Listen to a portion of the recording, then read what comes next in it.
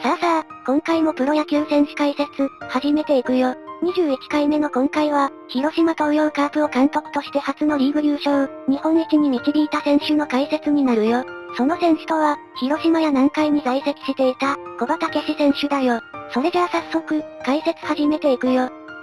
小葉武史、1936年4月22日生まれの84歳、熊本県熊本市西区日本木出身の元プロ野球選手だよ。引退後は監督、解説者を務めており、監督として広島東洋カープを球団史上初のリーグ優勝、日本一に導いたよ。現在は公益社団法人、少年軟式野球国際交流協会理事長、全日本大学軟式野球連盟名誉会長、東京国際大学名誉監督を務めているよ。熊本市の古町国民学校出身。父は鋳物会社を経営していたが、戦後に倒産。裕福な暮らしが一変するよ。済々黌高校では2年生の時、三塁手として1953年春の選抜に出場。1年上のエース山本勘介の好投もあり、準々決勝に進むが、片岡交流の板廊下賞に延長13回0対1で敗退。同年夏の甲子園県予選で準優勝、西九州大会準決勝に進むが佐賀校に敗れるよ。翌年の夏も西九州大会で鳥栖校に完封負けを喫し、夏の甲子園には届かなかったよ。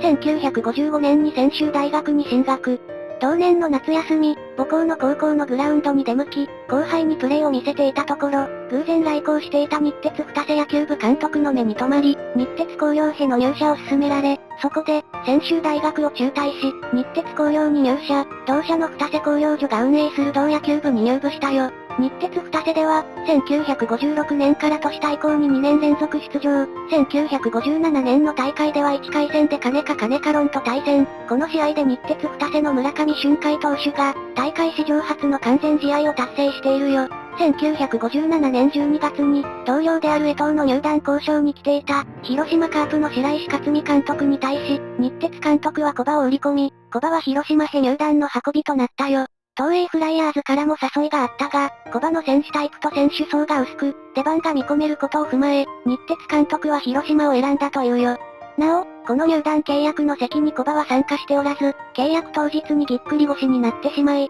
契約取り消しになってはまずい。何が何でも風で逃走と兄が代理で契約に当たったそうだよ。1958年に広島に入団。春のキャンプでは、当時遊撃手のレギュラーであった米山の、流れるような守備動作に驚き、自信を失いかける。ここで、監督の白石の、オープン戦で3割打ったら使ってやるとの言葉に発奮し、オープン戦で3割近い好成績を残し、同じ新人の小坂、森永と共にレギュラーを獲得するよ。終盤に骨折をしたが、それまでほぼフル出場となる88試合に出場したよ。また、8月20日の国鉄スワローズ戦で、金田からサヨナラ本塁打を打ったよ。1959年には、規定打席に到達して打率2割2分9厘。1960年は打率2割6分7厘。1961年には打率2割8分6厘で、打撃成績5位に入るなど、2番を任されて年々成績を向上させるよ。1963年はオールスターゲームに初めて出場して、第3戦で MVP を獲得する。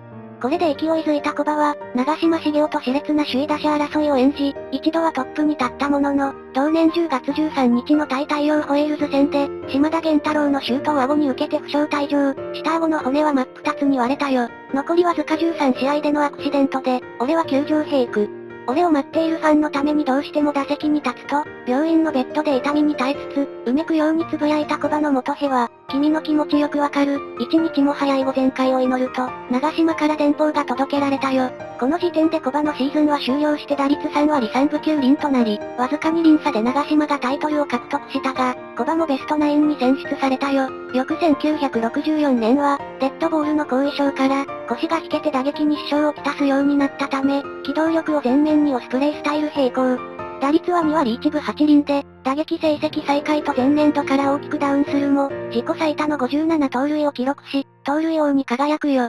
1965年以降は二塁手にコンバートし、1968年にも39盗塁で2度目の盗塁王を獲得。この機動力重視スタイルへの転換は、後の監督時代のチーム作りの礎となったよ。広島で出場機会を失いつつあった1970年、星兼任監督の野村克也に壊れて、国定との交換トレードで、城野と共に南海ホークスに移籍。しかし、南海でプレイした2年間は、満足な結果を残すことができず、1971年限りで現役を引退するよ。その後、1972年から1973年は、南海のコーチとして、野村監督の下で指導者になるための勉強を積む。当時南海の投手だった江本は、小葉さんは人の良さそうな顔をしてますが、腹は座っていました。広島の監督になる前は、南海ホークスの守備コーチだったんですが、僕が先発してノックアウトされた試合、野村さんのリードで打たれ、ベンチに戻って頭に血が昇っていてね。ベンチで文句を言ったんです。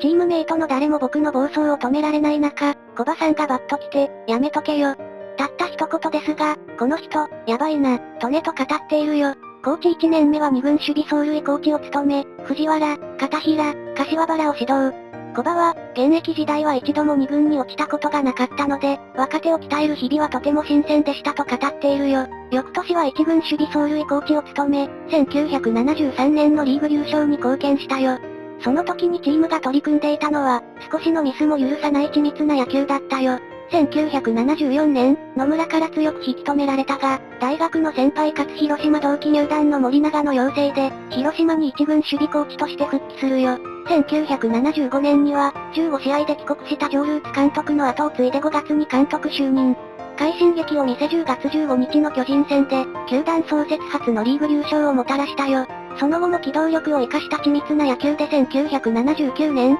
1980年、1984年とチームを3度のリーグ優勝、日本一に導き1985年に勇退したよ。1986年には、フジテレビのゲストとして野球解説者を務め、1987年に、3年連続で B クラスに低迷していた太陽の監督に就任する。広島時代に対戦していた時も、明らかな戦力不足を感じたそうだよ。フロントからは新チーム作りへの熱意と、全てを任せるという言葉を得た一方、同一リーグ内での監督復帰であったことから、ファンから手厳しい声もあったよ。小葉は後年、私は選手を鍛え直すため、ハードな練習を課しました。うるさいこと言うなぁ、と思われていたことでしょう。しかしカープの選手との違いは明らかでした。例えば広島で、練習の虫と言われた高橋義彦選手は、T 打撃から強振し、1日に何百スイングもこなしました。一方、太陽の選手は、200球入るカゴの球を振っただけで、足が痛いと訴えるケースもありましたと述べているよ。広島黄金時代の采配を期待されたが、小林や寺岡、佐野、福島、中村など広島時代のコーチ陣を引き連れ、組閣したことが裏目となり、またその煽りで退団した小谷前投手コーチを、ヤクルトに引き抜かれたことも影響してチーム成績は低迷。順位は1988年の4位が最高だったよ。1989年、シーズン再開の責任を取り監督を辞任。戦力的には最初の年の10月、エースの遠藤投手が足を故障したのが響きました。大黒柱がいなくなり、本来は先発4、5番手の投手を軸にしなければなりませんでした。野手では外国人はいい打者がいましたが、全体的にそう、手の力が足りませんでしたと退任後に語っているよ。一方で、1988年に広島の名スカウトの牙を招聘し、1998年の優勝時の主力である野村弘樹、谷重元信、石井拓郎らは小葉の在任時に獲得した選手だよ。投手として入団した石井は、足の速さとノックでの軽快なグラブさばきが目についたという。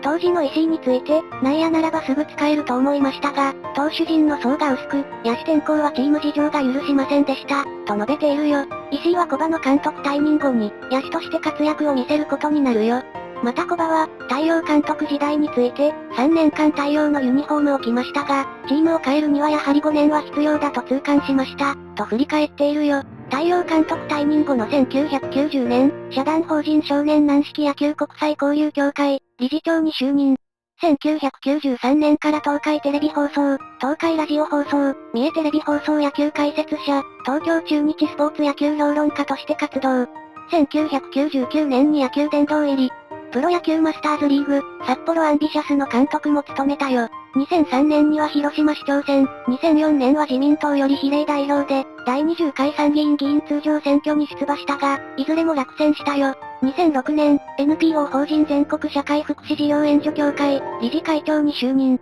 2007年から東京国際大学野球部監督に就任することが決まったが、札幌アンビシャスでの活動がプロ活動とみなされ、2年経過しなければアマチュア登録をすることができなかったよ。そのため、当初は三男が監督に就任し、自らはアドバイザーとしてベンチ入りはしない指導者となったよ。そして2008年4月より正式に監督に就任したよ。2011年5月31日、東京新大学野球春季リーグ戦で初優勝を果たし、6月の全日本大学選手権大会では、首都大学野球連盟所属の古豪日体大に、1回の1点を守りきり、スコア1対0の新勝で逃げ切りベスト4に進んだよ。そして2015年に、東京国際大学硬式野球部の名誉監督に就任したよ。そしてここからは、エピソードを紹介していくよ。マスコミやファンに対しては温厚な姿勢だったが、いざという時の腹は相当座っており、戦術の江本の剣にもあるように、怒らせると本当に怖かったそうだよ。また、選手に対しては鉄拳制裁を辞さない厳しい指導をしたことで有名。これは古葉自身の孫に対しても同じで、鉄拳を見舞ったこともあったと自ら明かしているよ。野球自体も終盤3、4点差で、勝利が濃厚になってもさらに点を取りに行くなど、厳しい姿勢を見せていた。衣笠が三宅の持つ連続フルイニング出場記録に、あと22試合と迫っていることを知っていながら極度の不振を理由にスターティングメンバーから外したり、1979年の日本シリーズ第7戦では、9回裏にリリーフエース江夏が無視満塁のピンチを迎えた時に北別府、池谷に投球練習を始めさせるなど、妥協を許さない采配が特徴だったよ。ただし、タイトル争いで温情を見せたこともある。山本浩二と中日の井上が首位打者のタイトルを争った1975年の広島対中日最終戦、古葉は9毛差で打率1位の山本を欠場させ、一方小石球を予想した中日側は井上を先発から外し、勝負せざるを得ない満塁の場面で代打として起用したよ。しかし、古葉はこの場面で井上への小石球を指示。この結果山本がタイトルを獲得した。これが公式戦初のタイトル争いのための、満塁での小石球となったよ。ベンチの端から、忍者のように体半分を出したり隠れたりする癖が有名で、そのことを薬味鶴や、石井久一や河合淳二などの書いた野球漫画で、よくネタにされたよ。古葉自身に言わせると、あそこが一番グラウンド全体が見渡せるとのことだそうだよ。座右の銘は、耐えて勝つ。同大の著書もあるよ。しかし、太陽監督時代は成績の悪さから、勝つまで耐えると揶揄されたりもしたよ。また、広島監督時代には、勝利の弦を担ぐために広島市民球場の近くの喫茶店で、卵カレーを食べていたそうだよ。さあ、今回はこの辺にしておこうか。編集してみての感想は、カープを初優勝に導いた監督だってのは分かっていたんだけど、太陽の監督の印象が薄く感じたね。たとえ黄金期を築いた監督であったとしても、別のチームでも同じようにはいかない。そこがチーム作りの難しさなんだろうね。それじゃあ、今回はここまで。ご視聴、ありがとうございました。